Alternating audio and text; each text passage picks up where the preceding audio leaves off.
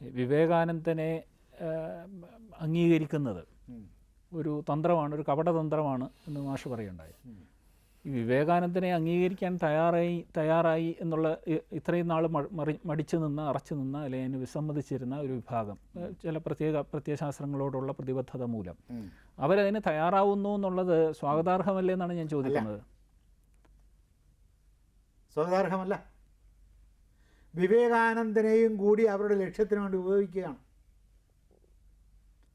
അല്ലാതെ വിവേകാനന്ദനോടോ വിവേകാനന്ദൻ്റെ ദർശനത്തോടോ വിവേകാനന്ദൻ്റെ ദർശനമായ അദ്വൈത ദർശനത്തോടോ താല്പര്യമുണ്ടായിട്ടല്ല. വിവേകാനന്ദനെ വളമാക്കാൻ പറ്റുമെന്നാണ്. വിവേകാനന്ദൻ്റെ വാക്കുകളെയോ വിവേകാനന്ദൻ്റെ സങ്കല്പങ്ങളെയോ തങ്ങളുടെ സ്ഥാപനത്തിന് വളമായിട്ട് ഉപയോഗിക്കാൻ പറ്റുമോ എന്ന് ആലോചിച്ചപ്പോൾ അതും നമുക്ക് വളമായിട്ട് ഉപയോഗിക്കാൻ പറ്റും. അതും പോരട്ടെ. ഇതൊരു ഭാരതവൽക്കരണത്തിൻ്റെ തുടക്കമായിട്ട് നമുക്ക് കണ്ടുകൂടെ? കുറച്ചുകൂടെ പോസിറ്റീവായിട്ട് ചിന്തിച്ചാൽ കാണാൻ പാടില്ല. വേണമെങ്കിൽ അങ്ങനെ ആശ്വസിക്കാം. പക്ഷെ പൂർണ്ണമായും വിവേകാനന്ദന്റെ കൃതികൾ അല്ലെങ്കിൽ സാഹിത്യം മുഴുവനും പഠിക്കുമ്പോൾ ഇവരുടെ പ്രത്യയശാസ്ത്രമായി യോജിച്ചു പോവില്ല എന്ന് വളരെ വ്യക്തമായി മനസ്സിലാവില്ലേ? മനസ്സിലാവും. അപ്പൊ പിന്നെ ഇവരുടെ ഈ അംഗീകാരം ചിലത് മാത്രം ബിന്ദുക്കളിൽ യോജിക്കാവുന്നതുണ്ട്. അപ്പോൾ അത് സ്വീകരിച്ചതായി നടിക്കും. അതാണ് കാപട്യമാണെന്ന് പറഞ്ഞത്. അവരുടെ പ്രത്യയശാസ്ത്രത്തോട് പോലും അവർക്ക് കൂറില്ലാതിരിക്കെ അങ്ങനെയല്ലേ കണ്ടുവരുന്നത്. മാർക്സിനോട് ഭാരതത്തിലെ മാർക്സിസ്റ്റുകൾ എന്ന് ഇതുവരെ മാർക്സിസ്റ്റുകൾ ഉണ്ടായിട്ടേ ഇല്ല.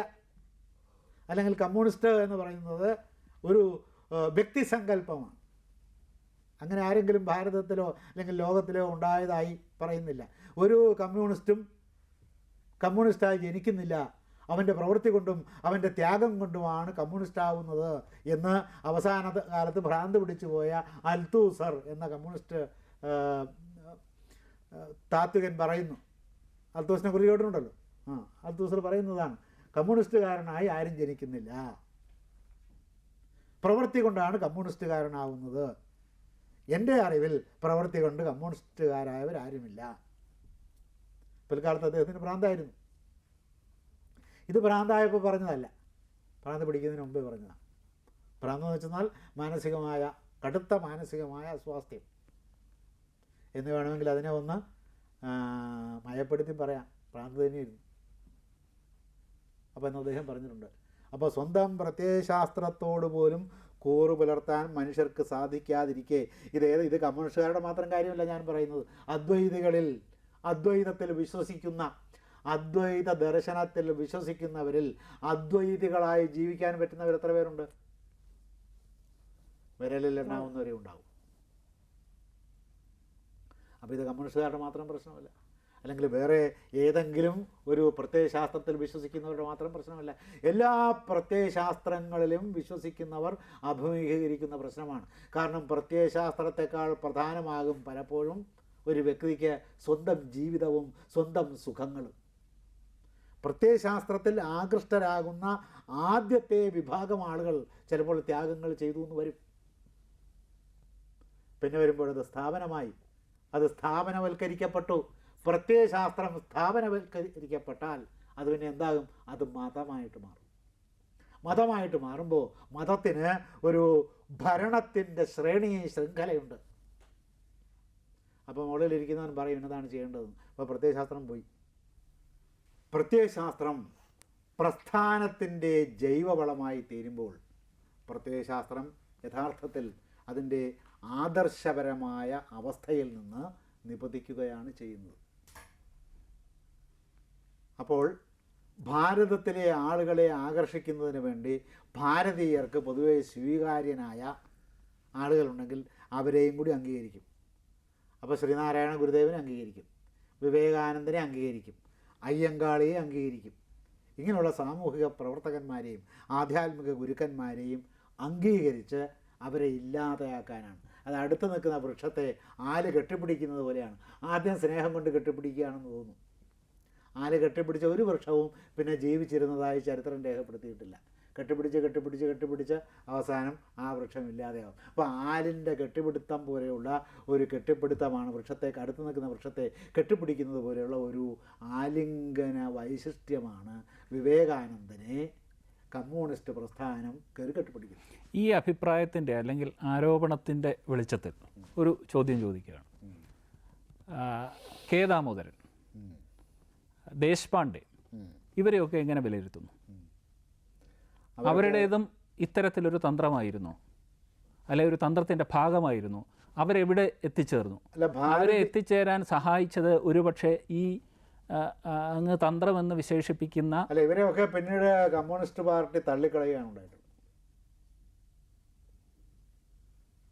ഭാരതത്തിൻ്റെ സംസ്കാരം പഠിച്ചിട്ട് ആ ഭാരതത്തിൻ്റെ സംസ്കാരത്തിൻ്റെ അടിസ്ഥാനത്തിൽ ഇവിടെ ഏതെങ്കിലും തരത്തിലുള്ള പരിവർത്തനം പ്രവർത്തനത്തിൽ വരുത്തേണ്ടതുണ്ടോ എന്ന് പരിശോധിക്കാനാണ് ദാമോദരൻ നിയോഗിച്ചത്. ദാമോദരൻ പഠിച്ച് വന്നപ്പോൾ എന്ത് സംഭവിച്ചു? ദാമോദരൻ ഇത് കൊള്ളുകയില്ല, ഇത് തിരസ്കാര്യമായ ഒരു ദർശനമാണ്, തത്വശാസ്ത്രമാണ് ഇവിടെ കിടക്കുന്നത് എന്ന് പറയാനാണ് അദ്ദേഹത്തെ ചുമതലപ്പെടുത്തിയത്. പക്ഷേ പഠിച്ച് വന്നപ്പോഴേക്കും ഭാരതീയ ദർശനം അദ്ദേഹത്തെ കടന്നാക്രമിക്കുകയും അദ്ദേഹം ഭാരതീയ ദർശനത്തിൻ്റെ ഇരയായി പോവുകയും ചെയ്തു. അദ്ദേഹത്തിനത് പൂർണ്ണമായി മനസ്സിലായില്ലെങ്കിലും ഓടിച്ചെന്ന് അങ്ങോട്ട് പഠിച്ച്, ഇത് കമ്മീഷൻ നിയമിച്ചിട്ട് കമ്മീഷൻ പോയി പഠിച്ച് അഭിപ്രായങ്ങൾ രേഖപ്പെടുത്താവുന്ന തരത്തിലുള്ള ഒരു പാഠ്യപദ്ധതിയല്ലല്ലോ ഇത്. അദ്ദേഹം പഠിച്ച് വന്നപ്പോൾ പകുതിയിലധികം മനസ്സിലായില്ലെങ്കിലും മനസ്സിലായിടത്തോളം അദ്ദേഹത്തിന് ഇതൊക്കെ വളരെ സ്വീകാര്യമായ ദാർശനിക അംശങ്ങളാണല്ലോ എന്നാണ് തോന്നിയത്. ഇപ്പോൾ അദ്ദേഹത്തിന് ഭാരതീയ ചിന്ത എന്ന പേരിൽ അത് പിന്നീട് പ്രസിദ്ധപ്പെടുത്തുകയും ചെയ്തു. ഭാരതീയ ചിന്ത എടുത്ത് വായിച്ചു നോക്കിയെന്നാൽ അദ്ദേഹം എല്ലാം വായിച്ച് തെറ്റിദ്ധരിച്ചിരിക്കുക.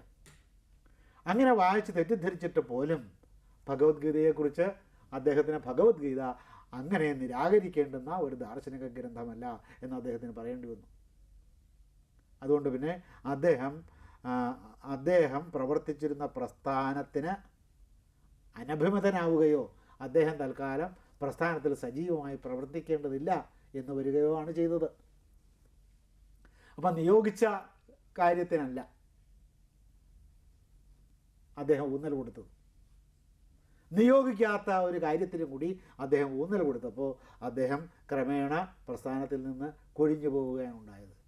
ഏതുപോലെ CITUവിൻ്റെ ജില്ലാ സെക്രട്ടറി കേശവൻ നായർ, അദ്ദേഹം ഈ സ്റ്റീഫൻ ഹോക്കിങ്ങിൻ്റെ ഒക്കെ പുസ്തകങ്ങളൊക്കെ വായിച്ചു പിടിച്ച് പാവത്താൻ നല്ല ഒരു ഗ്രന്ഥം രചിച്ചു എന്നുള്ളതാണ് പ്രധാന കാരണം. അദ്ദേഹം പ്രസ്ഥാനത്തിൽ നിന്ന് മൗനം അവലംബിച്ച് പോകാനുള്ള കാരണം അതാണ്.